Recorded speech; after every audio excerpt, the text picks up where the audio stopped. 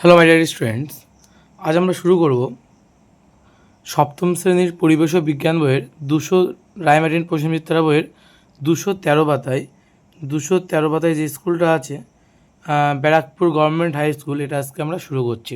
ঠিক আছে, তো চলো প্রথম স্কুলে কী বলছি দেখো। সঠিক উত্তরটি নির্বাচন করে পূর্ণবাক্যে লেখো। আলোকরশ্মির গতিপথে কোনো অস্বচ্ছ বস্তু থাকলে ছায়া উৎপন্ন হয়, তার কারণ আলো সরলরেখায় চলাচল করে। আলোর পক্ষে বায়ু হলো একটি স্বচ্ছ মাধ্যম।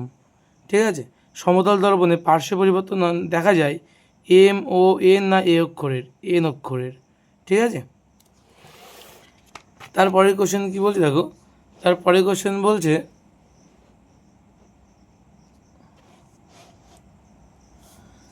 কোনো দণ্ডচুম্বকের চুম্বকত্ব বলছে মাঝখানে বেশি, দৈর্ঘ্য বরাবর বেশি, প্রান্ত দেশে বেশি না এক প্রান্তে বেশি অন্য প্রান্তে কম, প্রান্ত দেশে বেশি হয়। ঠিক আছে, আবিষ্ট চুম্বকত্ব বলছে আবিষ্ট চুম্বকত্ব কী হবে, স্থায়ী অস্থায়ী, স্থায়ী হতে পারে অস্থায়ী হতে পারে, আর চুম্বক পদার্থের উপর নির্ভর করে, এটা হবে অস্থায়ী। প্রাকৃতিক চুম্বক আবিষ্কৃত হয় গ্রিসে, চীনে, ভারতে না আমেরিকাতে? গ্রিসে। অ্যামমিটার যন্ত্র দিয়ে মাপা হয় কি, তড়িৎ প্রবাহ মাত্রা। তড়িৎ প্রবাহের অভিমুখ কি, তড়িৎকোষের ধনাত্মক প্রান্ত থেকে ঋণাত্মক প্রান্তের দিকে। টর্চ লাইটে ব্যবহৃত হয় কোনটি, নির্জল কোষ। সবচেয়ে ব্যবহারযোগ্য শক্তি কোনটি, সবচেয়ে ব্যবহারযোগ্য শক্তি হচ্ছে তড়িৎ শক্তি। জীবাশ্ম জ্বালানি থেকে পাওয়া যায় কোনটি, জীবাশ্ম জ্বালানি থেকে পাওয়া যায় তাপ শক্তি। কী পাওয়া যায়, তাপ শক্তি। বায়ু শক্তির ব্যবহার সবথেকে বেশি কোথায়, এটা হচ্ছে সমুদ্র তীরবর্তী অঞ্চলে। বায়ু শক্তির ব্যবহার কারণ হাওয়া অনেক বেশি হয়, তাই সমুদ্র তীরবর্তী অঞ্চলে কিন্তু বায়ু শক্তির ব্যবহার সবথেকে বেশি। গুচ্ছমূল দেখা যায় ধান গাছে। ঠিক আছে, কাণ্ডের যেখান থেকে শাখা বেরিয়েছে তাকে বলা হয় পর্ব বা নোট বলা হয় ইংলিশে।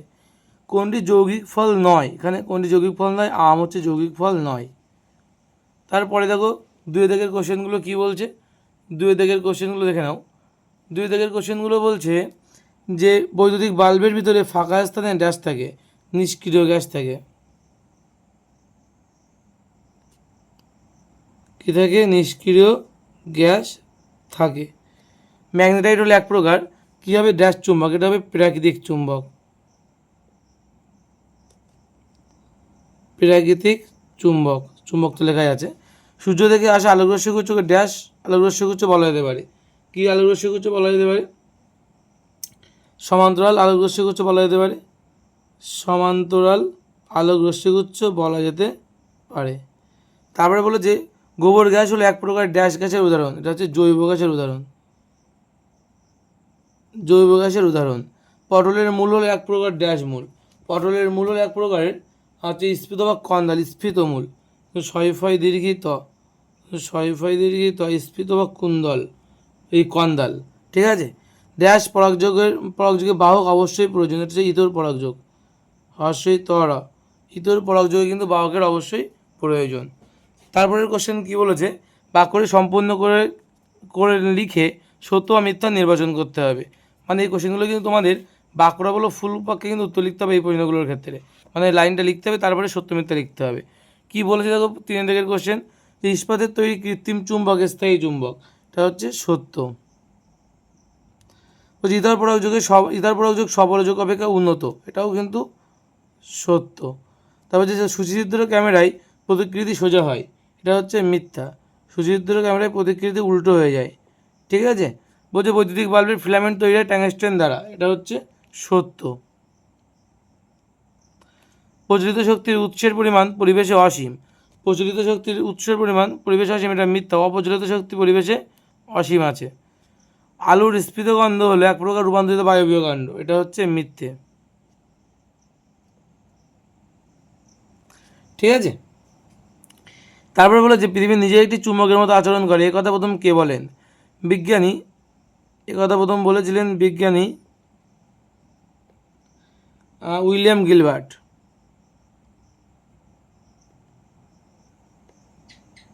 উইলিয়াম গিলবার্ট, বিজ্ঞানী উইলিয়াম গিলবার্ট। আশা করি তোমরা দেখতে পাচ্ছ, একটু ছোটো ছোটো করে লেখা হয়েছে, তবু তোমার দেখতে অসুবিধা হবে না খুব একটা। চুম্বকের আকর্ষণের পূর্বে কোন ঘটনা ঘটে, উত্তর হবে আবেশ ঘটে, আবেশ। বলছে ফিলামেন্ট নেই এরূপ একটা বৈদ্যুতিক বাতির নাম লেখো। এলইডি হতে পারে, এলইডির full form light emitting diode বা সিএফএল বাতি, এগুলো হতে পারে। এর মধ্যে কিন্তু ফিলামেন্ট থাকে না। উন্নতশীল দেশগুলিতে প্রচলিত শক্তির ব্যবহারের শতকরা পরিমাণ কত? 70 থেকে 80%, 70% থেকে 80%। কোন প্রতিবিম্বকে পর্দায় ফেলা যায়? কোন প্রতিবিম্ব পর্দায় ফেলা যায়? উত্তর হবে সদ্বিম্ব, সদ্বিম্বকে। কচুরিপানায় পরিবর্তিত কাণ্ডকে কী বলা হয়? খর্বধাবক, খর্বধাবক বলা হয়। ঠিক আছে।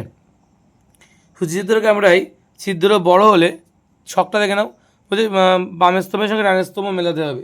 বলছে সূচিচিত্র ক্যামেরায় ছিদ্র বড় হলে সেই প্রতিকৃতি অস্পষ্ট হয়। এটা হচ্ছে একের দাগ। যে তড়িৎ শক্তি থেকে যান্ত্রিক শক্তি, তড়িৎ শক্তি থেকে যান্ত্রিক শক্তি হচ্ছে বৈদ্যুতিক ফ্যান, তাই তো। তারপর নেক্সট কী বলেছে? সূচিচিত্র ক্যামেরা থেকে বস্তুকে দূরে সরালে কী হবে? সূচিচিত্রকে দূরে সরালে প্রতিকৃতি ছোট হবে, এটা 3-এর দাগ। তারপরে বলেছে ভূচৌম্বক ক্ষেত্র, এটা কী হবে? ভূচৌম্বক ক্ষেত্র, এটা হবে তোমাদের মেরুজ্যোতি। ভূচৌম্বক ক্ষেত্র, এটা হবে মেরুজ্যোতি। তারপর বলছে জৈব শক্তি, এটা কী হবে? জৈব শক্তি গোবর গ্যাস, এটা কী হবে? গোবর গ্যাস। আর বীজের গায়ে অবস্থিত ছিদ্রকে কী বলা হয়? বীজের গায়ে অবস্থিত ছিদ্রকে বলা হয় মাইক্রোপাইল। কী বলা হয়? মাইক্রোপাইল। ঠিক আছে। তারপর নেক্সট কোশ্চেন দেখো কী বলছে, পেঁয়াজ কাটার সময় চোখ জ্বালা করে কেন? তো তোমরা পেজ 353 পাতা, প্রাইমারির বইয়ে 353 পাতা তোমরা পেয়ে যাবে, দেখে নাও। এই যে পেঁয়াজ কাটার সময় চোখ জ্বালা করে কেন? কি বলছে? পেঁয়াজ কাটার সময় পেঁয়াজের উদ্বায়ী যৌগগুলি বাষ্পীভূত হয় এবং বাতাসের মধ্য দিয়ে ছড়িয়ে পড়ে। এই উদ্বায়ী যৌগের অণুগুলি আমাদের চোখ, নাক বা অস্ত্রগ্রন্থির মিউকাস পর্দার সংস্পর্শে এলে জ্বালার অনুভূতি সৃষ্টি হয়। ঠিক আছে। নেক্সট কোশ্চেন কী বলছে দেখো। নেক্সট কোশ্চেন বলছে আলোর বিচ্ছুরণ কাকে বলে? আলোর বিচ্ছুরণও তোমরা তোমাদের টেক্সট বুক থেকে পেয়ে যাবে। তোমাদের টেক্সট বুকের এটা পেজ নাম্বার 35 পাতায় তোমরা পেয়ে যাবে, 35 পেজ টেক্সট বুক। ঠিক আছে। টেক্সট বুকের 35 পাতায় দেখে নাও, একেবারেই বেরিয়ে গেছে। এই যে যৌগিক আলো কী বলছে দেখো, বলছে যে যৌগিক আলো থেকে এইভাবে কথাটা বলা থাকে, যৌগিক আলো থেকে বিভিন্ন রঙের আলোগুলি আলাদা হয়ে যাওয়ার যে ঘটনা, তাকে বলা হয় আলোর বিচ্ছুরণ। 1666 খ্রিস্টাব্দে বিজ্ঞানী আইজাক নিউটন আলোর বিচ্ছুরণ আবিষ্কার করেছিলেন। ঠিক আছে। এটা হচ্ছে আলোর বিচ্ছুরণের সংজ্ঞা। তারপরে কোশ্চেন কী বলেছে, সলিনয়েড কী?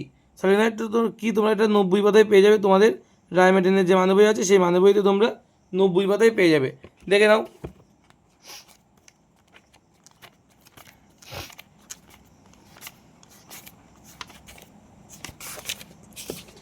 এই যে দেওয়া আছে সলিনয়েড কি বলছে, অন্তরিত তামার তার দ্বারা নির্মিত তড়িৎবাহী তারের কুণ্ডলীকে বলা হয় সলিনয়েড।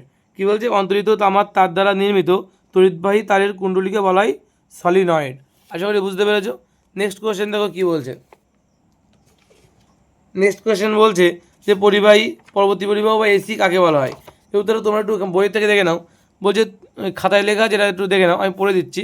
যে তড়িৎ প্রবাহের অভিমুখ একটা নির্দিষ্ট সময় অন্তর অন্তর পরিবর্তিত বা উল্টে যায় তাকে পরিবর্তী প্রবাহ বা এসি কারেন্ট বলা হয়। বাড়িতে ব্যবহৃত বিদ্যুৎ প্রবাহ হলো এসি, অল্টারনেট কারেন্ট। এসির ফুল ফর্ম হচ্ছে অল্টারনেট কারেন্ট বা পরবর্তী প্রবাহ। ঠিক আছে, পরিবর্তী প্রবাহ। বুঝলো? আমি আরেকবার বলে দিচ্ছি। যে তড়িৎ প্রবাহের অভিমুখ একটা নির্দিষ্ট সময় অন্তর অন্তর পরিবর্তিত বা উল্টে যায় তাকে পরিবর্তী প্রবাহ বলে। বাড়িতে ব্যবহৃত বিদ্যুৎ প্রবাহ হলো এসি বা পরিবর্তী প্রবাহ। ওকে। নেক্সট কোশ্চেন কী বলছে দেখো। নেক্সট কোশ্চেন বলছে বীজপত্রবকাণ্ড বা হাইপোকটাইল কাকে বলা হয়? এটা তোমরা পেয়ে যাবে 352 পাতায় তোমাদের মানবইতে, 352 পাতায় রায়মার্টিনের মানবইতে 352 পাতায় এটা কিন্তু পাওয়া যাবে। দেখে নাও উত্তরটা কী হবে। এই যা আছে এখানে কী দেওয়া আছে দেখে নাও। এই যে দেওয়া আছে যে বীজপত্রাবকাণ্ড, তার মানে দ্বিতীয়টা, যে অঙ্কুরোদ্গমের সময় ভ্রূণাক্ষটি কিছুটা বৃদ্ধি পেলে পর্বতস্থান বা ভ্রূণমূলের মাঝখানে যে অংশটি তৈরি হয় থাকে সেই অংশটিকে বলা হয় বীজপত্রাবকাণ্ড। ঠিক আছে, আশা করি বুঝতে পেরেছ। নেক্সট কোশ্চেন কী বলছে দেখো। নেক্সট কোশ্চেন বলছে বীজের অঙ্কুরোদ্গমে জলের দুটি ভূমিকা লেখো। তোমরা 321 পাতায় পেয়ে যাবে রায়মার্টিনের মানে বইতে। 321 পাতা দেখে নাও, এখানে একটাই বোধহয় দেওয়া আছে, এই যে জলের ভূমিকা, বীজের অঙ্কুরোদ্গমে জলের ভূমিকা কী বলছে, যে বীজ জলের সংস্পর্শে আসলে বীজপত্রে সঞ্চিত খাদ্য তরল অবস্থায় ভ্রূণকে খাদ্য সরবরাহ করে। বীজত্বক আছে, একটা গাছ আছে, আর বীজত্বক নরম করে বীজত্বক বিদীর্ণ হতে সাহায্য করে এবং সুপ্ত ভ্রূণের বিপাক ক্রিয়া হতে সাহায্য করে। এটা 3টে দেওয়া আছে, ঠিক আছে, এখানে কী দেওয়া আছে, 3টে দেওয়া আছে। এটা কিন্তু লিখে নেবে, তোমাদের যাদের বই নেই তারা একটু স্ক্রিনশট মেরে নাও এই জায়গাটা। নেক্সট কোশ্চেন কী বলছে দেখো, নেক্সট কোশ্চেন বলছে যে আদর্শ ফলের চিত্র অঙ্কন করে মধুদাগ এবং বীজের অবস্থান দেখাও। তো তোমরা পেয়ে যাবে তোমাদের রায়মার্টিন মাধ্যমে 371 পাতা। দেখে নাও একটু, এটা 371 পাতা, এটা দেখে নাও। এই যে আদর্শ একটা ফল, যার মধুদাগ অন্ধদাগ সব এখানে আঁকা আছে। এটা এই আমের চিত্রটা কিন্তু তোমাদের আঁকতে হবে। ওকে, নেক্সট কোশ্চেন কী বলছে, প্রতিফলন আর প্রতিসরণের মধ্যে 3টি পার্থক্য লেখো। এটা তোমরা পেয়ে যাবে তোমাদের রায়মার্টিন মানে বইতে 57 পাতায়। কত পাতায় পাবে, 57 পেজ রায়মার্টিনের মানে বইতে, ঠিক আছে। আর 57 পাতা, দেখে নাও উত্তরটা কী হবে। এই যে প্রতিফলন আর প্রতিসরণের মধ্যে পার্থক্য, তাই তো দিয়েছিল, প্রতিফলন আর প্রতিসরণের মধ্যে প্রধান 3টি পার্থক্য। এই যে দেওয়া আছে এখানে তোমাদের বইতে, আশা করি দেখতে পাচ্ছ। প্রতিফলন আর প্রতিসরণের মধ্যে 3টে পার্থক্য দেওয়া আছে, এখান থেকে দেওয়া আছে তোমাদের 5টা। তোমরা কিন্তু বেশি বেশি 3টে মুখস্থ করবে, প্রথম 3টে মুখস্থ করা বেটার, ঠিক আছে, প্রধান বলেছে কিন্তু। নেক্সট কোশ্চেন কী বলছে, 91 পাতায় আছে যে গিম্বল ব্যবস্থা কী, পেজ 91, এটা হচ্ছে রায়মার্টিনের মানে বইতে আছে।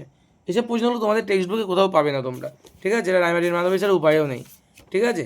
এই যে গিম্বল ব্যবস্থা কী, গিম্বল ব্যবস্থা কী বলছে দেখে নাও, যে দিক নির্ণয়ের কাজে ব্যবহৃত নৌকম্পাসের চুম্বক শলাকা ঢেউয়ের ধাক্কায় জাহাজ আন্দোলিত হলেও যাতে সর্বদা অনুভূমিক থাকতে পারে তার জন্য যে বিশেষ গঠনগত ব্যবস্থা অবলম্বন করা হয় তাকে গিম্বল ব্যবস্থা বলে, ঠিক আছে। এই হচ্ছে গিম্বল ব্যবস্থার সংজ্ঞা দেওয়া আছে, একটু মুখস্থ করে নেবে এটা। আচ্ছা, নেক্সট কোশ্চেন কী বলছে, কেন ফিউজ তার নিম্ন গলনাঙ্ক বিশিষ্ট হয়, ঠিক আছে। উত্তরটা দেখে নাও, যে ফিউজ তার লাইফ লাইনের সঙ্গে শ্রেণী সমাবেশে যুক্ত করা হয়। ফিউজ তারের গলনাঙ্ক নিম্ন হওয়ার প্রধান কারণ হলো যদি কখনও লাইনের শর্ট সার্কিট বা ওভারলোডিং এর কারণে অতিরিক্ত তড়িৎ প্রবাহিত হয়, বলছে তবে লাইনে প্রচুর তাপ উৎপন্ন হবে। গলনাঙ্ক কম হওয়ার কারণে সেই তাপে ফিউজ তারটি দ্রুত গলে যায়, ফলে গৃহস্থলীর দামি বৈদ্যুতিক যন্ত্রপাতি নষ্ট হয় না। বোঝা গেল, আমি আরেকবার বলে দিচ্ছি কী বলছে দেখে নাও। বলছে তোমার স্ক্রিনশট মেরে নাও তোমার এই উত্তরটা। বলছে ফিউজ তার লাইফ লাইনের সঙ্গে শ্রেণী সমাবেশে যুক্ত করা হয়। ফিউজ তারের গলনাঙ্ক নিম্ন হওয়ার কারণ হলো যদি কখনও লাইনে শর্ট সার্কিট বা ওভারলোডিং এর কারণে অতিরিক্ত তড়িৎ প্রবাহিত হয় তবে লাইনে প্রচুর তাপ উৎপন্ন হবে। গলনাঙ্ক কম হওয়ার কারণে সেই তাপে ফিউজ তারটি দ্রুত গলে যায়, ফলে গৃহস্থলীর দামি বৈদ্যুতিক যন্ত্রপাতি নষ্ট হয় না। আশা করি বুঝতে পেরেছ, এটা লিখে দেবে। তারপরে দেখো বলেছে সপরক যোগ আর ইতর পরক যোগের মধ্যে 3টি পার্থক্য লেখো। এটা তোমাদের বইতে 341 পাতায় তোমরা এটা পেয়ে যাবে। 341 পাতা রায়মার্টিনের মানে বইতে পাবে, ঠিক আছে। কত পাতা, 341 পাতা, দেখে নাও। এই যে সপরক যোগ আর ইতর পরক যোগের পার্থক্য উপরে আছে, তোমরা একটু স্ক্রিনশট মেরে নাও। অনেকগুলো পয়েন্ট দেওয়া আছে, 5টা পয়েন্ট দেওয়া আছে, তোমরা তোমাদের পছন্দ মতো 3টে মুখস্থ করবে এখান থেকে। ওকে, খুব গুরুত্বপূর্ণ কোশ্চেন কিন্তু এটা খুব গুরুত্বপূর্ণ একটা প্রশ্ন, তোমরা একটা স্ক্রিনশট মেরে রাখতে পারো। ব্যাস, এই ছিল আমাদের 3 নম্বর স্কুল কমপ্লিট, ঠিক আছে। 3 নম্বর স্কুল কমপ্লিট হলো। নেক্সট দিন আমরা দেখবো 4 নম্বর স্কুলটা। ততক্ষণে তোমরা কিন্তু আমাদের দেওয়া প্লেলিস্ট যেটা আছে ডেসক্রিপশানে লিঙ্ক দিয়ে দিয়েছি আমি, সেই ডেসক্রিপশানে দেওয়া লিঙ্ক থেকে তোমরা কিন্তু প্লেলিস্টটা তোমাদের ফোনে অবশ্যই সেভ করে রাখবে। সেই প্লেলিস্টে তোমরা প্রত্যেক দিন মানে একটা করে স্কুল তোমরা কিন্তু পেয়ে যাবে। ওকে, তো সুতরাং না দেরি না করে এখনই চলে যাও, আমাদের ডেসক্রিপশানে চলে যাও, ওখানে লিঙ্ক দেওয়া আছে, লিঙ্কে ক্লিক করে প্লেলিস্টটা তোমরা কিন্তু সেভ করে তোমাদের ফোনে রেখে দিতে পারো। আর সেই সাথে সাথে কখন কোন ভিডিও আসছে, তোমাদের থিওরি ক্লাস কখন ম্যাথ আনছি, অন্তত ম্যাথও করানো হয় মাঝে মাঝে, সেই ম্যাথ কখন থিওরি আনা হচ্ছে ফিজিক্যাল তোমাদের পরিবেশ বইয়ের, তো সেই জিনিসগুলো তোমরা সঠিক সময় জানার জন্য তোমরা অবশ্যই আমাদের হোয়াটসঅ্যাপ চ্যানেল এবং টেলিগ্রাম চ্যানেলে কিন্তু যুক্ত হয়ে থাকবে। এই দুটো লিঙ্কও তোমরা ডেসক্রিপশনে পেয়ে যাবে। ঠিক আছে, চলো আজ এই পর্যন্ত, দেখা হবে নেক্সট ক্লাসে। Tata, good bye.